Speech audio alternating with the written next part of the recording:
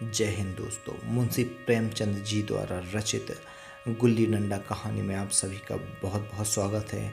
आइए सुनते हैं गुल्ली डंडा का भाग 2। उसका निशाना कितना अचूक था। गुल्ली उसके हाथ से निकलकर टन से डंडे में आकर लगती थी।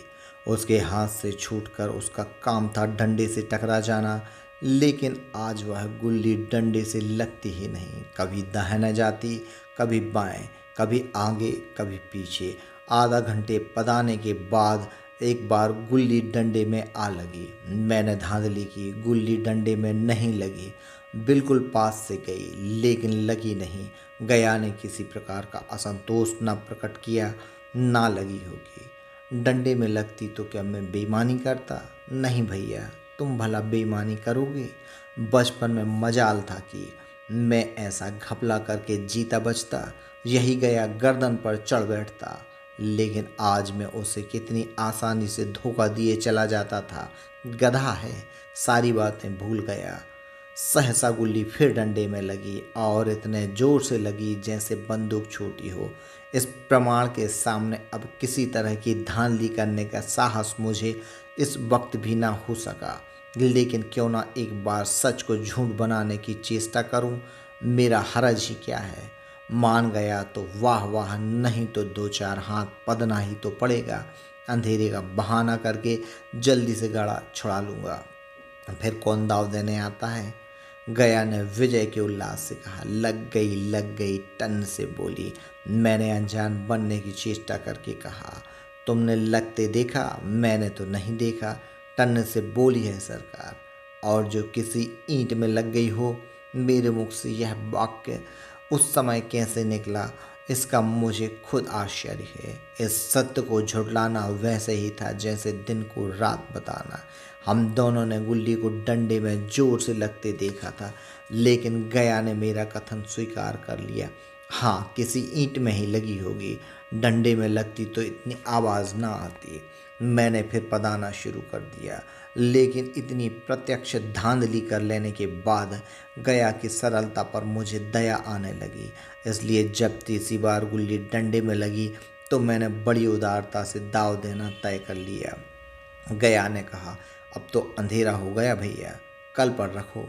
मैंने सोचा कल बहुत सा समय होगा, यह ना जाने कितनी देर बताए, इसलिए इसी वक्त मामला साफ कर लेना अच्छा होगा। नहीं नहीं, अभी बहुत उजाला है, तुम अपना दाव ले लो, गुल्ली सूझेगी नहीं, कुछ परवाह नहीं। गया ने पदाना शुरू किया, पर उसे अब बिल्कुल अभ्यास न था। उसने 2 बार टांड लगाने का इरादा किया, पर दोनों ही बार हुच गया। 1 मिनट से कम में वह दाव पूरा कर चुका।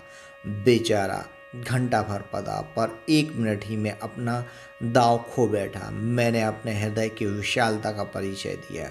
एक दाव और खेल लो, तुम पहले ही हाथ में हुच गए। नहीं भैया, अब अंधेरा हो गया, तुम्हारा अभ्यास छूट गया। क्या कभी खेलते नहीं? खेलने का समय कहाँ मिलता है भैया। हम दोनों मोटर पर जा बैठे और चिराग जलते जलते पड़ाव पर पहुंच गए। गया चलते चलते बोला, कल यहाँ गुल्ली डंडा होगा, सभी पुराने खिलाड़ी खेलेंगे, आप भी आओगे? जब आपको फुर्सत हो तभी खिलाड़ियों को बुलाऊं। मैंने शाम का समय दिया और दूसरे दिन मैच खेलने आया। कोई 10-10 आदमियों की मंडली थी। कई मेरे लड़कपन के साथ ही निकले। अधिकांश युवक थे जिन्हें मैं पहचान न सका। खेल शुरू हुआ। मैं मोटर पर बैठा बैठा तमाशा देखने लगा। आज गया का खेल, उसका वह नैपुण्य देखकर मैं चकित हो गया। टांड लगाता तो गुल्ली आसमान से बातें करती। कल की सी वह झिझक, वह हिचकिचाहट, वह बेदिली आज न थी। लड़कपन में जो बात थी, आज उसने प्रौढ़ता प्राप्त कर ली थी। कहीं कल इसने मुझे इस तरह पदाया होता तो मैं जरूर रोने लगता। उसके डंडे की चोट खाकर गुल्ली 200 गज की खबर लाती थी। पदने वालों में एक युवक ने धांधली की। उसने अपने विचार से गुल्ली लोक ली थी। गया का कहना था गुल्ली जमीन से लगकर उछली थी। इस पर दोनों में ताल ठोकने की नौबत आई। युवक दब गया। गया का तमतमाया हुआ चेहरा देखकर डर गया। अगर वह दब ना जाता तो ज़रूर मारपीट हो जाती। मैं खेल में ना था, पर दूसरों के इस खेल में मुझे बड़ी लड़कपन का आनंद आ रहा था। जब हम सब कुछ भूलकर खेल में मस्त हो जाते थे। अब मुझे मालूम हुआ कि कल गया ने मेरे साथ खेला नहीं, लेकिन खेलने का बहाना किया। उसने मुझे दया का पात्र समझा।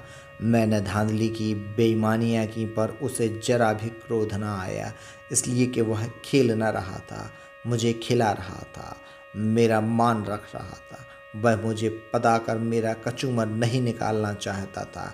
मैं अफसर हूँ, यह अफसरी मेरे और उसके बीच में दीवार बन गई है। अब मैं उसका लिहाज पा सकता हूँ, अदब पा सकता हूँ, साहचर्य नहीं पा सकता। लड़कपन था तब मैं उसका समकक्ष था, हम में कोई भेद ना था। यह पद पाकर अब मैं केवल उसकी दया के योग्य हूँ। वह मुझे अपनी जोड़ नहीं समझता। वह बड़ा हो गया है, मैं छोटा हो गया हूँ।